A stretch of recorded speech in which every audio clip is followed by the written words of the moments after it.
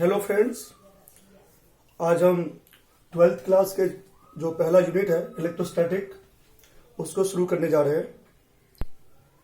Electrostatic दो word से मिलकर बना हुआ है। इलेक्ट्रो जिसका मतलब होता है चार्ज और स्टैटिक जिसका मतलब होता है rest.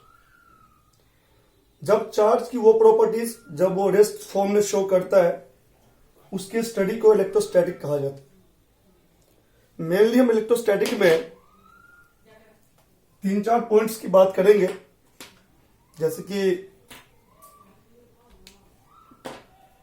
Electrostatic force,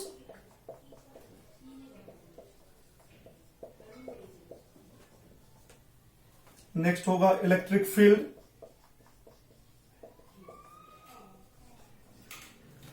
electric potential,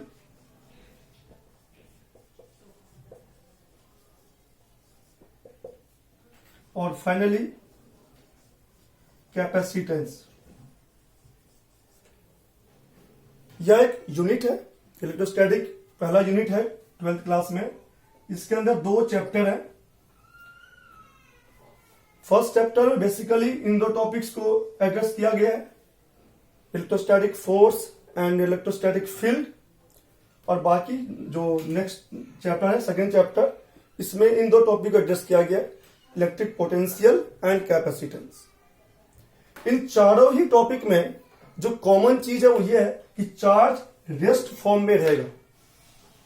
अगर ये चार्ज मूव करेगा तो उसको फिर हम इलेक्ट्रोस्टैटिक्स में ना पढ़ के फिर करंट डायनामिक्स या इलेक्ट्रोडायनामिक्स के अंदर हम इसको स्टडी करेंगे।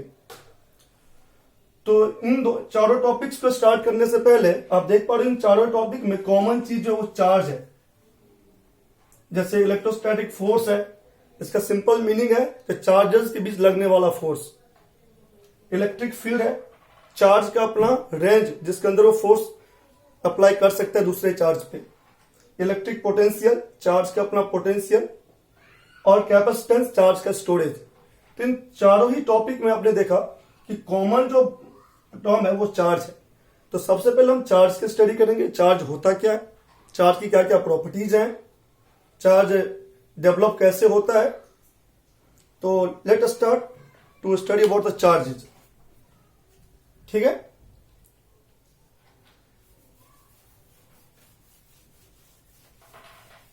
बात हम चार्ज की करें तो हमने चार्ज के बारे में, ये वर्ड तो काफी कॉमन वर्ड है चार्ज, लेकिन ये चार्ज होता क्या है इसको समझें।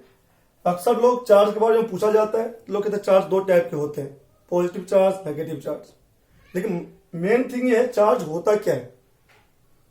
तो चार्ज किसी भी ऑब्जेक्ट के अंदर, चाहे वो लिविंग हो या नॉन लिविंग हो, उसका इंट्रिंसिक प्रॉपर्टी कहलाता है। यानी कि चार्ज को अगर वन लाइन में डिफाइन करना हो तो हम कह सकते हैं charge is an intrinsic property of any object, चाहे वो लिविंग थिंग हो या नॉन लिविंग थिंग हो। इस बात को समझने के लिए थोड़ा सा मैं एक एग्जांपल लेता हूं, एक लिविंग में से एक नॉन लिविंग से, और फिर देखते हैं इन दोनों में चार्ज का क्या एक्चुअली इंट्रिंसिक का मतलब क्या है। मेरा ये मार्कर है, ये ताकि मैं मार्कर से ही शुरू करूं। ये मार्कर किस चीज से बना हुआ है, तो प्लास्टिक से। प्लास्टिक्स बनते हैं पॉलीमर से। पॉलीमर्स आगे ऐसे बढ़ते जाएंगे तो मोनोमर्स से, फिर वो कॉम्प्लेक्स मॉलिक्यूल,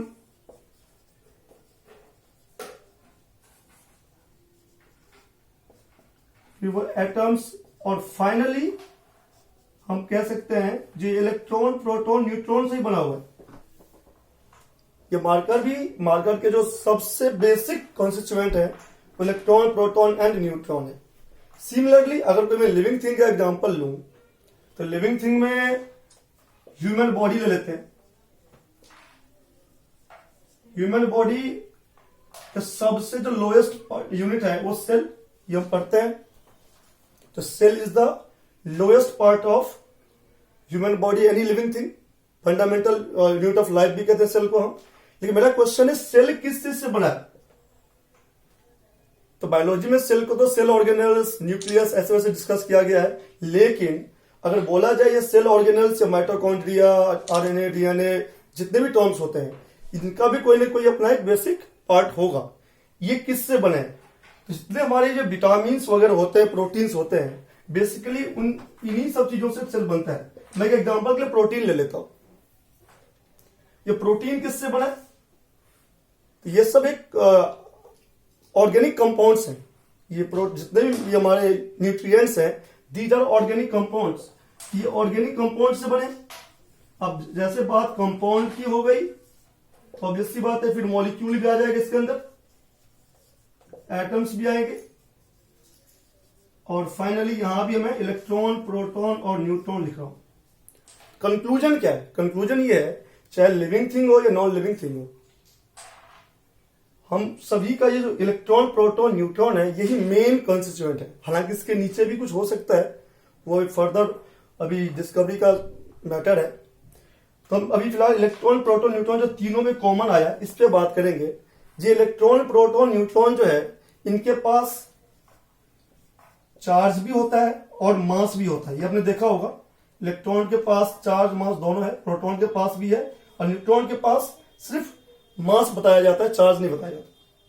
इलेक्ट्रॉन के पास मास आपको पता होगा, मास ऑफ इलेक्ट्रॉन सबसे कम है 9.13 10⁻31 kg। इलेक्ट्रॉन के चार्ज है QE 1.6 10⁻19 कूलाम। कूलाम चार्ज का यूनिट होता है, हम बात करेंगे आगे। प्रोटॉन की बात करें तो प्रोटॉन का मास 1.67 10⁻28। या एक चीज आप ध्यान से देख सकते हैं, जो इलेक्ट्रॉन का मास 10⁻31 पावर है माइनस में, और प्रोटॉन का मास में 10⁻28। दोनों ही बहुत कम है, लेकिन अगर प्रोटॉन इलेक्ट्रॉन के मास को आपस में कंपेयर करें, तब देखोगे प्रोटॉन का मास इलेक्ट्रॉन के कंपेयर बहुत ही ज्यादा है। और एप्रॉक्स अगर मैथमेटिकली बात करें तो almost 1000 mass of electron gives you 1 mass of proton. यानी कि 1000 इलेक्ट्रॉन के मास एक प्रोटॉन के मास के इक्वल होता है। तो प्रोटॉन बहुत ज्यादा मैसिव है इलेक्ट्रॉन के कंपेयर में। इसीलिए आप पढ़ा होगा, जब भी एटॉमिक मास या मास नंबर की बात करते हैं हम लोग, तो हम इलेक्ट्रॉन को इग्नोर कर देते हैं, क्योंकि उसका जो मास है वो काफी कम है as compare to proton. Charge की बात करें तो चार्ज बड़ा इंटरेस्टिंग है। जहां मास के मामले में प्रोटॉन 1000 टाइम्स ज्यादा है इलेक्ट्रॉन से, वही चार्ज के मामले में तो एग्जैक्टली सेम है। बस डिफरेंस किस बात का है, तो वो है पोलैरिटी का। ये पोलैरिटी ऑफ चार्ज, चार्ज की प्रॉपर्टीज होती है, बात करेंगे आगे। जो इलेक्ट्रॉन पे जो चार्ज की पोलैरिटी है वो नेगेटिव है, और प्रोटॉन पे चार्ज की पोलैरिटी पॉजिटिव है, लेकिन मैग्नीट्यूड दोनों का सेम है, उसमें कहीं कोई डिफरेंसेस नहीं है। न्यूट्रॉन की बात करें तो न्यूट्रॉन का मास ऑलमोस्ट आप कह सकते हो प्रोटॉन के मास के इक्वल होता है, इक्वल मान के चलते भी वैसे हैं। और न्यूट्रॉन के पास कोई चार्ज नहीं होता, न्यूट्रॉन को न्यूट्रल माना जाता है। अच्छा, यहां मैं एक बात और बता दूं थोड़ा एडवांस में, जो ये इलेक्ट्रॉन पे चार्ज है, प्रोटॉन पे भी चार्ज है, न्यूट्रॉन पे चार्ज नहीं है, या इलेक्ट्रॉन पे ही चार्ज नेगेटिव क्यों है, प्रोटॉन पे पॉजिटिव क्यों है, इन सब के पीछे एक सिंपल एक कॉन्सेप्ट है, जिसको आप, इसके लिए मैं अलग से वीडियो बना दूंगा। वो क्वार्क थ्योरी है, आप चाहे जिसको सर्च आउट कर सकते हैं। क्वार्क थ्योरी के बेसिस पे ही डिसाइड किया गया कि इलेक्ट्रॉन पे चार्ज होगा वो नेगेटिव होगा, प्रोटॉन पे चार्ज वो पॉजिटिव होगा, और न्यूट्रॉन पे कोई चार्ज नहीं होगा। तो अब देख सकते हैं आप, जो अब मैं तो चूंकि चार्ज को समझा रहा था, लेकिन चार्ज के साथ साथ यहाँ पे एक और टर्म आ गया, मास। चार्ज एंड मास ये दो ऐसे टर्म हैं जो हर ऑब्जेक्ट के पास उसके कंपोजिशन के साथ जुड़ा हुआ है। हर एक ऑब्जेक्ट इलेक्ट्रॉन, प्रोटॉन, न्यूट्रॉन से बना है, और इन्हीं इलेक्ट्रॉन, प्रोटॉन, न्यूट्रॉन के पास मास भी होता है और चार्ज भी होता है। इसीलिए चार्ज और मास को आप इंट्रिंसिक प्रॉपर्टी में काउंट कर सकते हैं। तो वेरी सिंपली अगर बोला जाए व्हाट इज चार्ज, तो आप कह सकते हो charge is an intrinsic property of any object. ठीक है, आज के लिए इतना ही, आगे नेक्स्ट क्लास में देखते हैं। Thank you very much.